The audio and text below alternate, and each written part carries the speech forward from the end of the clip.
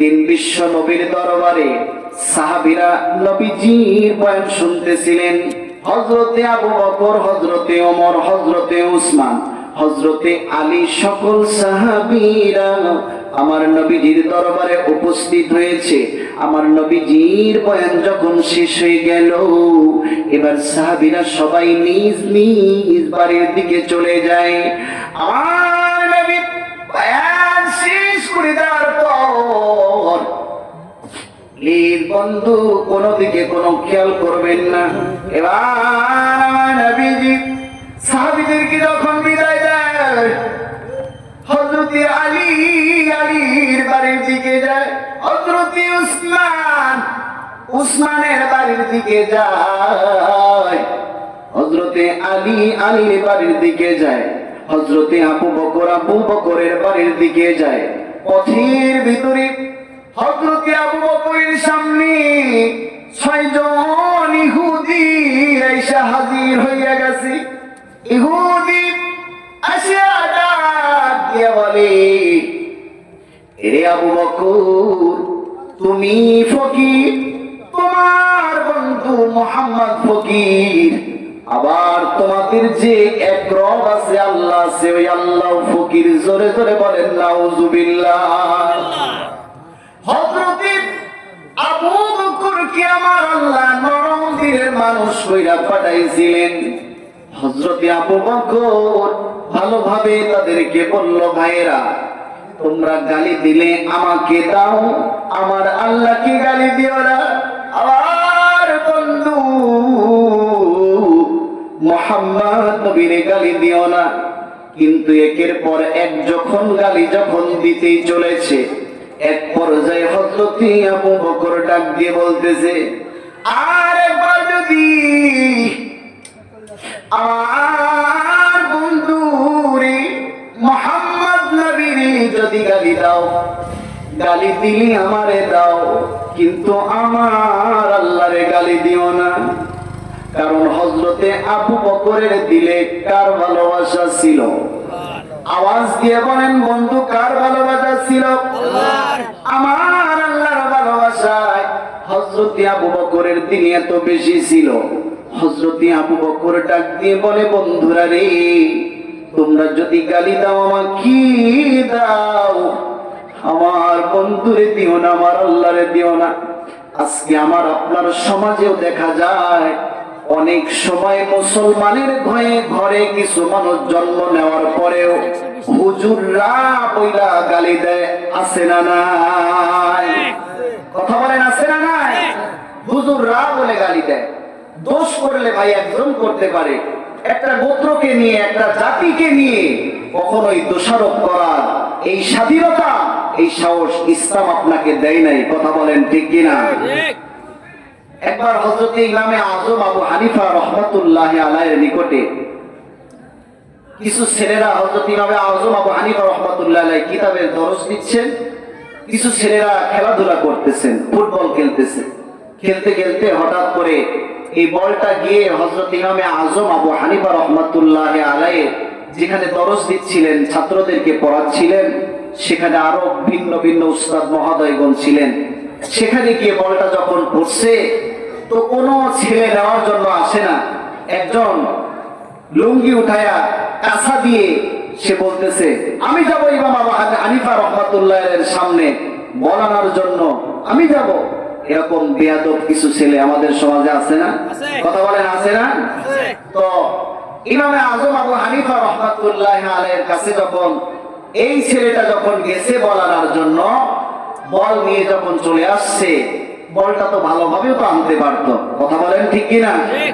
ইমামে আযম আবু হানিফা রাহমাতুল্লাহি আলাইহি এবং মুহাক্কিক আলেমদেরকে সম্মুখে নিয়ে বলতেছেন যে এই ছেলেটার জন্মে ভেজাল আছে।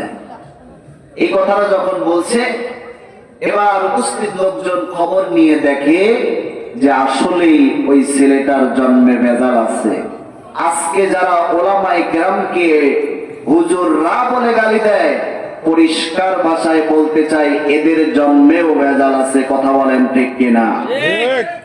এমন একজন মুনাফিক ওয়ালিদ ইবনে মুগীরা, তিনি রাসূলের কাছে আসতো, রাসূলের পাশাপাশি বসতো। নবী করিম সাল্লাল্লাহু আলাইহি ওয়াসাল্লাম যখন সাহাবীদেরকে যখন তালিম দিতেন, কথা বলতেন, ওই সময় সে শুধু এরকম করতো, মানে ঘৃণা করতো মুহাম্মদ নবীর কথাকে। নাউজুবিল্লাহ বলবেন না? তো একদিন রাসূল করিম সাল্লাল্লাহু আলাইহি ওয়াসাল্লাম সাহাবীদেরকে বলতেছেন যে এই লোকটার জন্মে ভেজাল আছে। তো খবর নিয়ে দেখে মায়ের কাছে যাইয়া, এবার ওয়ালিদ ইবনে মুগীরা সে নিজেই মায়ের কাছে গেছে, মা আমাকে একজন বলেছে আমার নাকি জন্মে ভেজাল আছে। তো এবার মা জিজ্ঞাসা করতেছে, বাবা কে বলেছে তোমাকে এই কথা? বলছে মুহাম্মদ নবী বলেছে। বলে বাবা ওই মুহাম্মদ সে তো এমন এক নবী যার জবান থেকে কোনোদিন মিথ্যা বের হয় না, সে যা বলছে তা সত্য, আসলেই তোমার জন্মে ভেজাল আছে। কথা বলেন ঠিক কিনা? আজকে যারা হুজুররা বলে গালি দেয়, ওলামায়ে কেরামকে যারা বাঁকা নজরে দেখে, পরিষ্কার ভাষায় বলতে চাই, ওরাও ওই ওয়ালিদ ইবনে মুগীরার উত্তরসূরি, তাদের জন্মেও ভেজাল আছে। কথা বলেন ঠিক কিনা? তো হযরতে আবু বকর সিদ্দিক রাদিয়াল্লাহু তাআলা আনহু এবার ওনাদেরকে বলতেছে, দেখো তুমি গালি দিলে আমাকে দাও, আমার আল্লাহরে দিও না, আমার নবীরে দিও না। দোষ করলে আমি করতে পারি, আমাকে দাও। এরপরেও যখন বারবার যখন গালি দিতেছে, এবার রাগকে আর কন্ট্রোল করতে পারে নাই। আবু বকর রাদিয়াল্লাহু তাআলা আনহু বুড়া মানুষ, তো বৃদ্ধ মানুষ, কারণ নরম দিলের মানুষ, যাদের দিলটা একটু নরম হয়, রাগ যাদের কম থাকে, এই মানুষগুলো যখন আবার রাগে চেতা যায়, ওই সময় কিন্তু আবার কন্ট্রোল করতে কষ্ট হয়ে যায়। কথা বলেন ঠিক কিনা? আওয়াজ দিয়ে বলেন ঠিক কিনা? তো হযরতে আবু বকর রাদিয়াল্লাহু তাআলা আনহু এবার বলতেছে যে দেখো যদি আর একবার যদি গালি দাও, হাতাটা গুছাইতেছে, জামার হাতাটা গুছাইতেছে আর বলতেছে আর একবার যদি গালি দাও তাইলে কিন্তু আমি কিন্তু আর জায়গায় দাঁড়িয়ে থাকবো না। এবার যখন গালি দিয়েছে, এবার হযরতে আবু বকর রাদিয়াল্লাহু তাআলা আনহু জামার হাতা মোবারকটা গুছায়া এবার যুবকের ইহুদির গালের মধ্যে একটা থাপ্পড় লাগাই দিয়েছে। এই থাপ্পড়ের ওজন দেখে বাকি যে আরো 5 জন ছিল, ওই 5 জন পালাইছে। এবার কিছুক্ষণ পরে হযরতে আবু বকর রাদিয়াল্লাহু তাআলা আনহু যখন চলে গেছে, এবার এই বাকি 5 জন এসে বলতেছে যে তোরে হযরতে আবু বকর মারলো, আমরা 5 জন থাকতে মারলো, তুই কিছুই করতে পারলি না। বলে আমি মার খাইছি, আমি তো জায়গায় ছিলাম, তোরা পলাইলি কেন? তোরা পালিয়েছিস কেন? বলে যেই মাইরের ওজন বুড়া মানুষটা, এটা দেখার জায়গায় দাঁড়িয়ে থাকতে পারি না। আল্লাহু আকবার বলেন। আল্লাহু আকবার। এবার হযরতে আবু বকর রাদিয়াল্লাহু তাআলা আনহু যখন বাড়িতে চলে গেছে, এই 5 জন এসে এবার বলতেছে যে দেখ আমরা মুহাম্মদ নবীর দরবারে যাব, আর যাওয়ার পরে বলবো যে আমাদের কোনো দোষ নাই, আপনার বন্ধু আবু বকর সে এমনিতেই শুধু এই যে আমার গালে থাপ্পড় দিয়েছে, এটার একটা বিচার করেন। আর বিচার করবে কোরআন দিয়ে, নবী তো কোরআন দিয়ে বিচার করবে। কথা বলেন ঠিক কিনা? যখন কোরআন দিয়ে বিচার করবে, তো তখন থাপ্পড়ের পরিবর্তে আবু বকরকে থাপ্পড় মেরে দিবে। আর যখন বন্ধুর গালে যখন থাপ্পড় দিবে, এমনিতেই ইসলামের 12টা বেজে যাবে। আজ আমার সমাজেও কিছু মানুষ আছে, দেখবেন যে নিজেদের মধ্যে আমাদের মধ্যে ফাটল ধরিয়ে দেওয়ার জন্য, ডিভাইডেড করবার জন্য কিছু ইহুদি, কিছু নাসারারা আজকে উঠে পড়ে লেগেছে। কথা বলেন ঠিক কিনা? কথা বলেন, আওয়াজ দিয়ে বলেন ঠিক কিনা? আমরা দেখেছি তাবলীগের মতো একটা মুবারকপূর্ণ একটা বরকতি একটা জামাত, যেই জামাত সারা বিশ্বের সকল জায়গায় এই দাওয়াতের কাজগুলো করেছিল, যাদের দাওয়াতের কারণে বহু মুসলিম হয়েছে। কথা বলেন ঠিক কিনা? তাদের সহ্য হয় নাই, তারা চক্রান্ত করেছে যে এই কাজকে কিভাবে বন্ধ করা যায়। এই কাজটাকেও বন্ধ করবার জন্য মুসলমানদের মধ্যে ডিভাইডেড মত পার্থক্য করে দেওয়ার জন্য তারা একটা অপকৌশল তারা সৃষ্টি করে আমাদের মধ্যে ফাটল ধরিয়ে দিয়েছে। কথা বলেন ঠিক কিনা? কিন্তু মুসলমান জানে আমাদের রব এক, আমাদের কোরআন এক, আমাদের নবী এক, আমাদের বাইতুল্লাহ এক, আমাদের বদর এক, আমাদের উহুদ এক। যদিও এই ফাটলটা স্বল্প সময়ের জন্য হয়েছে, এটাও অল্প কিছুদিনের মধ্যে ইনশাআল্লাহ মীমাংসা হয়ে যাবে। কথা বলেন ঠিক কিনা? এটাও মীমাংসা হয়ে যাবে, কারণ আমরা চাই আমরা মুসলমান সকলেই মুসলমান হিসাবে হাতে হাত রেখে আমরা দ্বীনের কাজগুলো এক ও নেক হয়ে করতে চাই। কথা বলেন ঠিক কিনা? তো মনে আছে কিনা হযরতে আবু বকরের কাছে এবার ওই পাঁচজন এসে বলতেছে যে আমরা যখন নবীজির কাছে গিয়ে যখন বলবো যে মুহাম্মদ, যে তোমার বন্ধু আমার গালে এমনিতে থাপ্পড় দিয়েছে, তো ইসলামের 12টা বেজে যাবে। এবার নবীজির কাছে গিয়ে ইহুদি বলতেছে যে দেখো মুহাম্মদ, তোমার বন্ধু আবু বকরকে আমরা কিছুই বলি নাই, এমনিতেই সে আমার গালে থাপ্পড় দিয়েছে।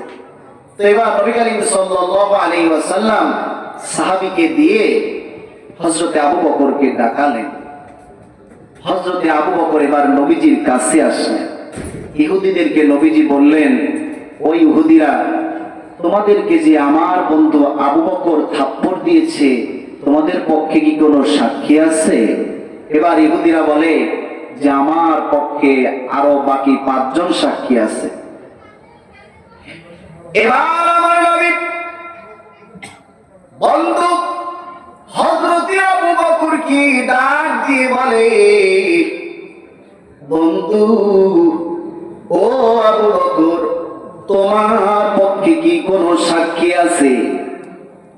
হযরতে আবু বকর ডাক দিয়ে বলে, ও নবী, নবীজি গো, ওই ইহুদিগুলো আমাকে গালি দিয়েছিল, আমার রব আল্লাহকে গালি দিয়েছিল। নবীজি গো, শুধু তাই নয়, আপনাকে পর্যন্ত ইহুদিরা গালি দিয়েছে। তারা মিথ্যা বলছে, আমি এমনিতেই তাদেরকে মারি নাই। আমার নবী হযরতে আবু বকরকে ডাক দিয়ে বলে, রে আবু বকর,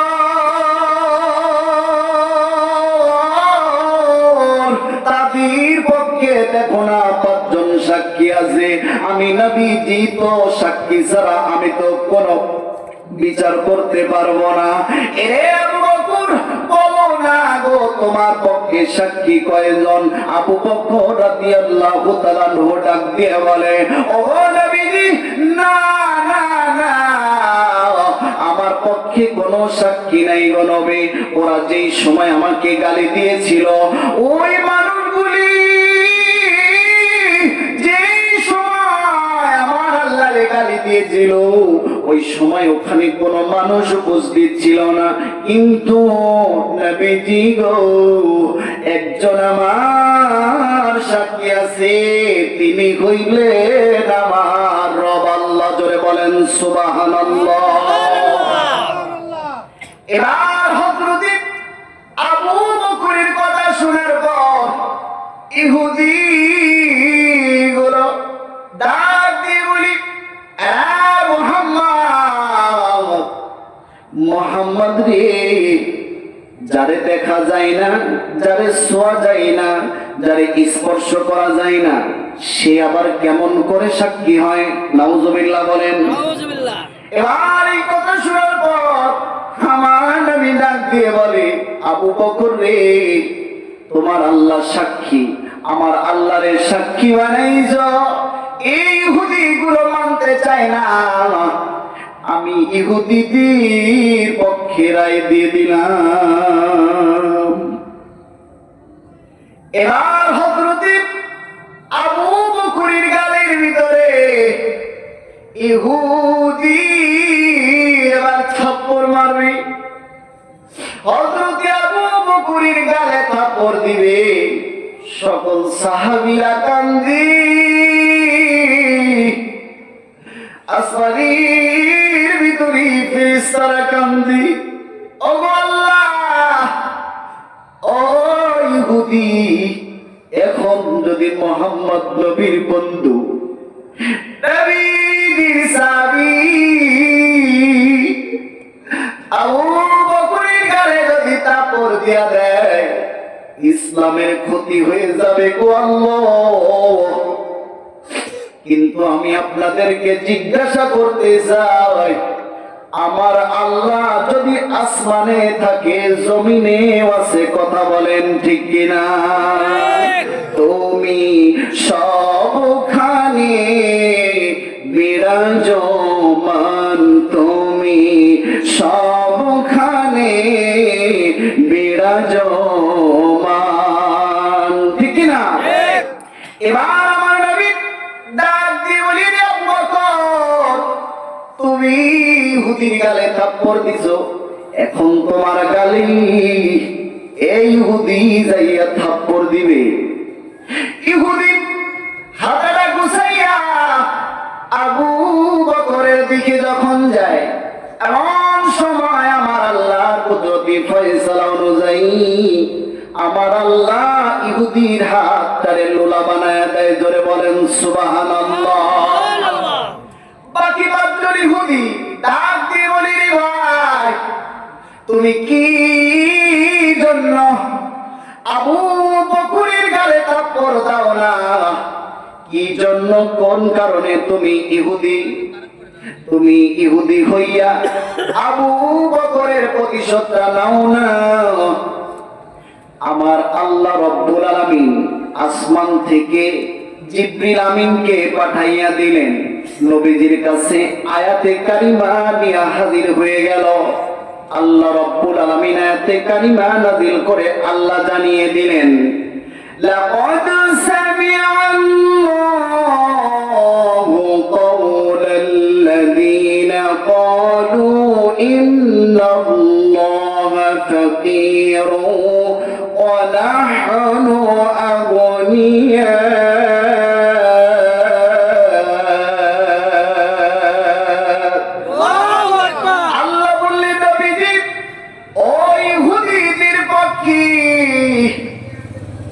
শুধুমাত্র কেবলমাত্র ফেরেশতারা সাক্ষী নয়, জিবরিল আমিন সাক্ষী নয়, আমি আল্লাহ স্বয়ং নিজ কানে শুনেছি।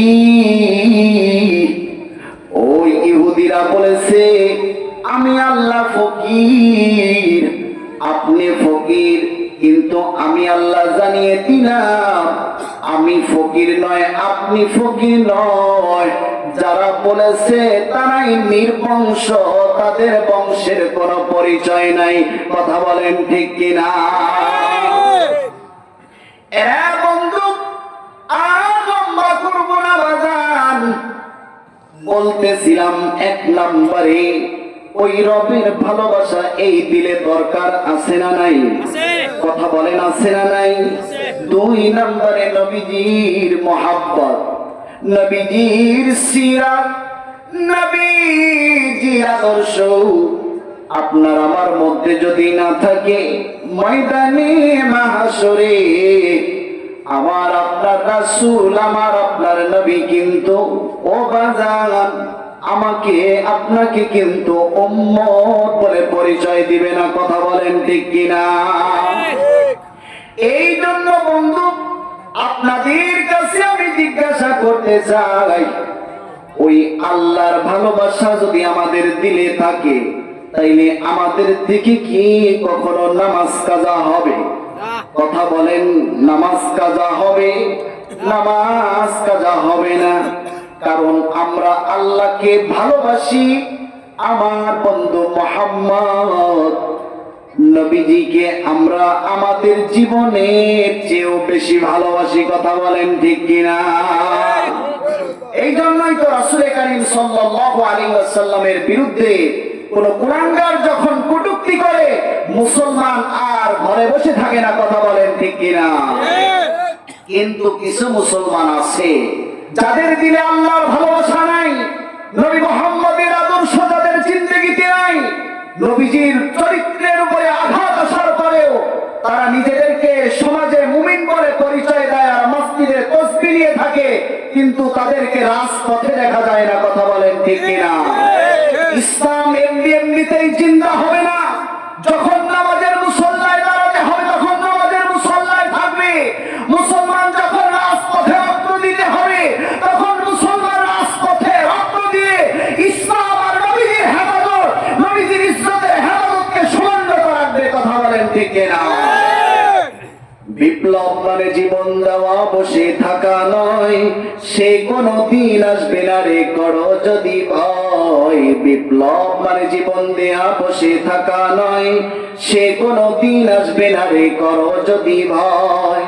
আসবে বিজয় রক্ত আর জীবনের বিনিময়, আসবে বিজয় রক্ত আর জীবনের বিনিময়। বিপ্লব মানে জীবন দেয়া, বসে থাকা নয়, সে কোনো দিন আসবে না রে করো যদি ভয়। বিপ্লব মানে পড়েন, বিপ্লব মানে জীবন দেয়া, বসে থাকা নয়, সে কোনো দিন আসবে না রে করো যদি ভয়। লড়াইয়ের ওই ময়দানেতে যেতে তোমাকে হবে, প্রয়োজনে সব রক্তটুকু জমিনেই ঢেলে দেবে, তবুও তোমায় লড়তেই হবে, তবুও তোমায় লড়তেই হবে, মানবে না পরাজয়। বিপ্লব মানে জীবন দেয়া, বসে থাকা নয়, সে কোনো দিন আসবে না রে করো যদি ভয়। বিপ্লব মানে জীবন দেয়া, বসে থাকা নয়, সে কোনো দিন আসবে না রে করো যদি ভয়। কথা বলেন ঠিক কিনা? এই বিপ্লব এমনি এমনিতে আসবে না। মুসলমানদের বিপ্লবের জন্য ইসলামের গোড়া, ইসলাম চায় রক্ত। কথা বলেন ঠিক কিনা? গাছ যেমন করে পানি না দিলে গাছ মারা যায়, ইসলাম নামক এই বৃক্ষের গোড়ায় আমরা যদি রক্ত যদি না দেই, তাইলে ইসলামও কিন্তু জিন্দা থাকবে না। বেঈমান গুলো আমাদের থেকে ইসলাম ছিনিয়ে নিয়ে যাবে। কথা বলেন ঠিক কিনা? এই জন্য বন্ধু, ওই ইসলামকে জিন্দা রাখার জন্যে, আল্লাহর কোরআনকে এই পৃথিবীর জমিনে জিন্দা রাখার জন্যে আমাদের দিনের মধ্যে কার ভালোবাসা সবচেয়ে বেশি দরকার? আওয়াজ দিয়ে বলেন, কার ভালোবাসা বেশি দরকার? ওই আল্লাহর ভালোবাসা। বন্ধু, আপনি কি জন্য আপনার দিলে জায়গা দিবেন না? হইতে পারে এই আজকের আয়োজন, আজকের এই 2024 সালের এই মাহফিলটাই তার জন্য জানি জিন্দগির শেষ মাহফিল হয়ে যাবে। কথা বলেন ঠিক কিনা?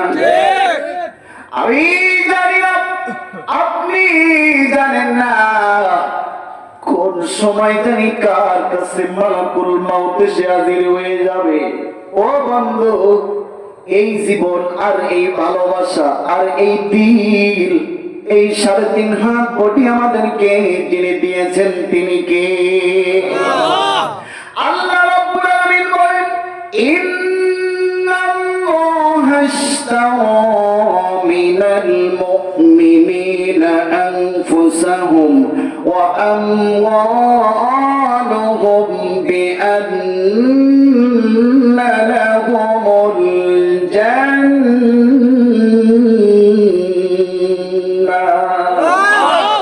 আল্লাহ বলেন, মুমিন, তোরে দুনিয়ার জমিনে আমি পাঠাইলাম, তোরে আমি কলব দিয়েছি, 3.5 হাত বডি দিয়েছি।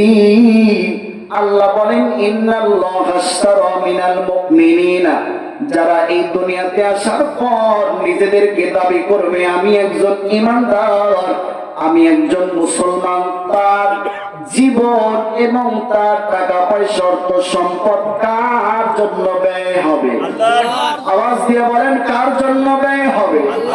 আল্লাহ বলেন, এই অর্থ সম্পদ আর এই জীবনটা যদি আমি আল্লাহর জন্য যদি ব্যয় হয়, আমি আল্লাহ ময়দানে মাহশরে তোমাকে একটা পুরস্কার দেব।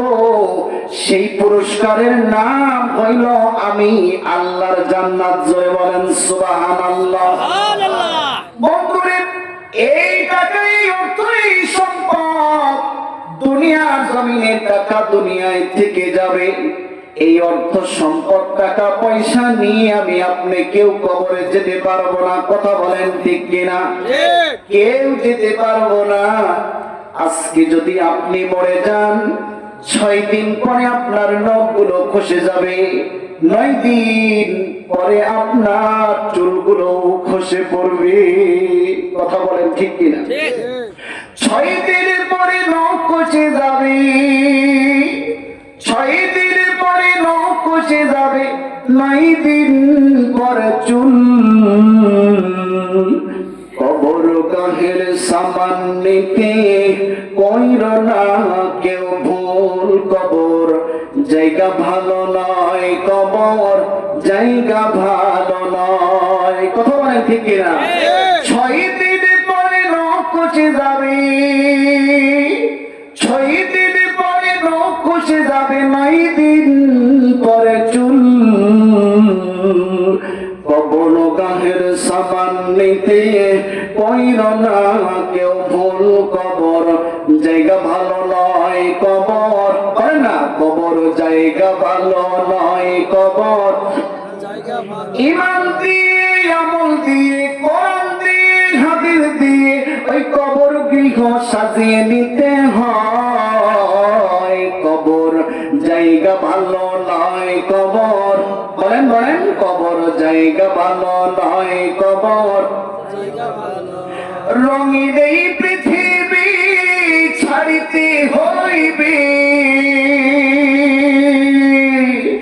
রঙিন এই পৃথিবী ছাড়িতে হইবে, সাদের এই দেহে মাটিতে খাইবে, শূন্য হবে জিন্দে কাহানি, কার লাগিয়া এত মায়া এত চোখের পানি রে মন, কার লাগিয়া এত মায়া এত চোখের পানি। সন্ধ্যা হলে ডুবিবে বেলা,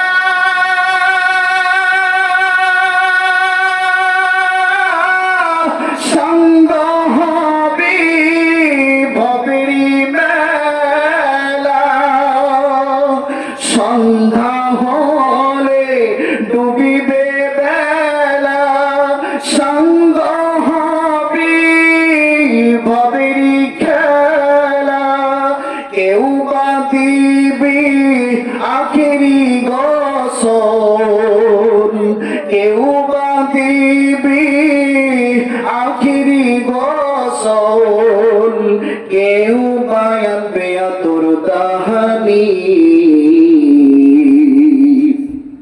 কার লাগিয়া এত মায়া এত চোখের পানি রে মন, কার লাগিয়া এত মায়া এত চোখের পানি। কার জন্য আজকে আপনি এই টাকা পয়সা অর্থ সম্পদ উপার্জন করছেন?